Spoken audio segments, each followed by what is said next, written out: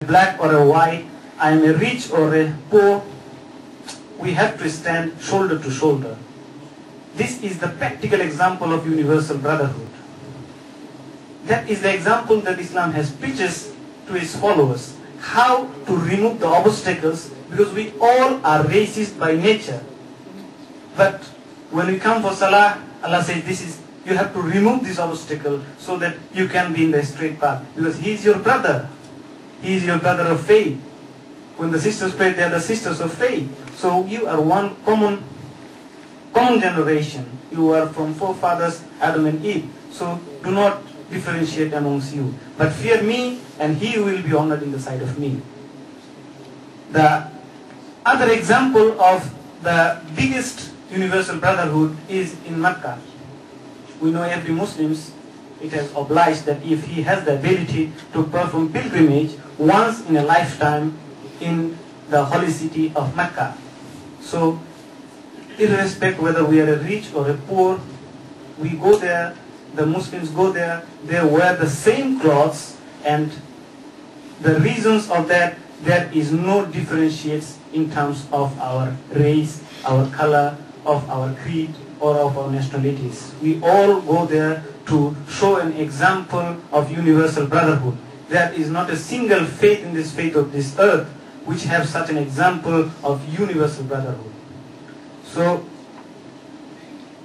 look at my brothers and sisters, the examples are very clear. We can, as a layman, differentiate the things. That differentiate between Islam against secularism. In secularism, they count the head. Like if there are 50 people, and if 49 says that should be the law, that is the law. If any country, majority of the people are robber or they are criminals, and if you ask them that what should be the law to punish you, they will say, give us the right to more robs or to kill more one. That is the law of secularism, nothing to do with religion. But Islam teaches us how to live peacefully internally and externally. A practical way of life. So let us see some of the examples which we can find from these two ways of life as we are comparing secularism with Islam. So we have a problem in the current world today about justice. We need justice. We need accountability. What the person who are in the authority, who have power, who have the authority to do something, we need justice from them, what they are doing. But in a real sense, if we see through in our eyes, in a critical manner, we see through that the world is suffering from injustice. But Allah subhanahu wa ta'ala, He gives a clear definition of justice. One verse is sufficient enough to prove about the justice. Surah Nisa. We know that Surah Nisa attribute to the women, but it has the instruction to everyone. Surah Nisa chapter 4 verse 135. Allah subhanahu wa ta'ala says that you, He is addressing to the mankind, do justice as a witness to Allah subhanahu wa ta'ala. So we are told to do justice so that Allah knows the heart, that whether He is doing justice or not. So we are witness to Allah, not to prove to the others. What terms? That do justice to witness to Allah if the justice go against yourself. If I do wrong, do justice that you know that you did this offense and you made justice against yourself. Because you may punish in this world, but you will never save in the hereafter. So you witness to Allah that Allah, I do justice because maybe in foolishness or maybe out of my ignorance, we do justice. We do wrong. And now the justice goes against us.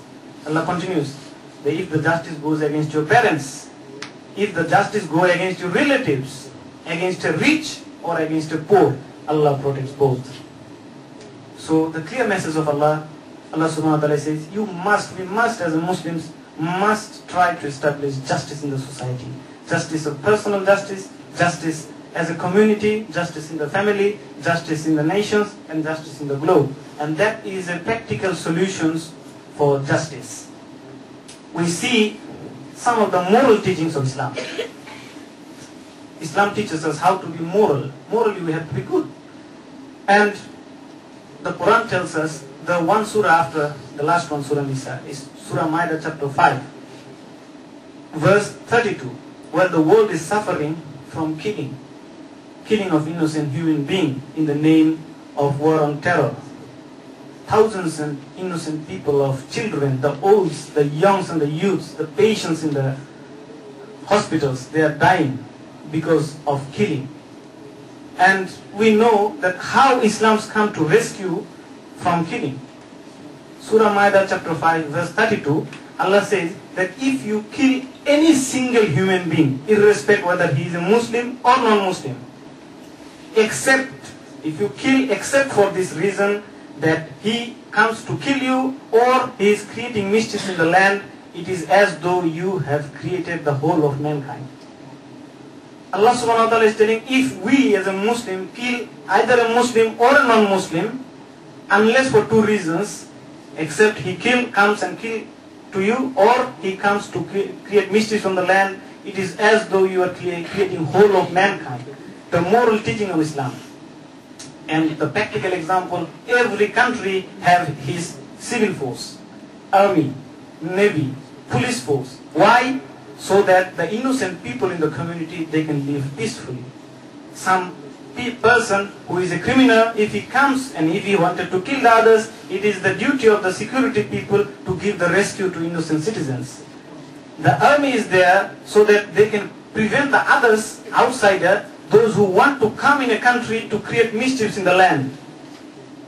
The message is very clear, it's a practical message. Maybe for our lack of understanding we misunderstood. But this is a practical message in Islam. Every country has its force so that there shall be peace prevail in the society. So that is the moral preaching of Islam. But maybe, I told you there are injustice. There are people who are killing others because of power. They are using their power in a wrong manner.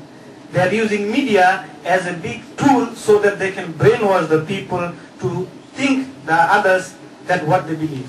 They show some persons doing wrong acts and they justify that these persons deserve to die. And people traveling from 1,000 miles using explicit bombs to kill the innocent human being. What does a child of 1 year, 2 years have got to do with killing the others?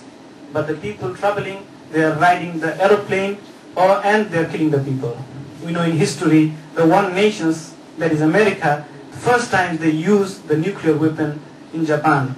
Thousands of innocent people died. Still innocent child are born with disabilities. So the Islam gives clear moral teaching. The verse after the first one, Surah Ma'idah chapter 5 verse 32 and then 33, Allah subhanahu wa ta'ala goes further in telling that if any one of you saves a single human being, it is as though you have saved the whole of mankind. Irrespective whether he is a Muslim or non-Muslims, we are told to give security to the others, which is a great demand in the current world, not in a society, in the current world, because the globe is now very short. We can see through what is going on around the world. So these are the teachings of Islam. The life of non-Muslims is as sacred as the Muslims. If we go back, I don't have time to elaborate every example from the history, from the hadith of the Prophet ﷺ. There was justice. The leaders, they were without any bodyguards. They can sleep anywhere they like because they have justice in the community. No one is their enemy. And that was the history of Islam. And if we look back now today, we have to say that there are injustice and there are innocent people are killing every day. So we must correct the people that look, you should not kill any individual human being. Because if you kill a single innocent human being, you are killing whole of mankind. We find some other examples from the Quran. Maybe we know these chapters. The chapter, surah is called Mumtahina, chapter 60, verse 80. This verse is telling us how we Muslims should interfere with the non-Muslims. Allah subhanahu wa ta'ala has given us the direction that Allah loves those who do justice. If any people is not forcing you to reject your religion, to reject your worship, or if no one is forcing you to drop out of your home,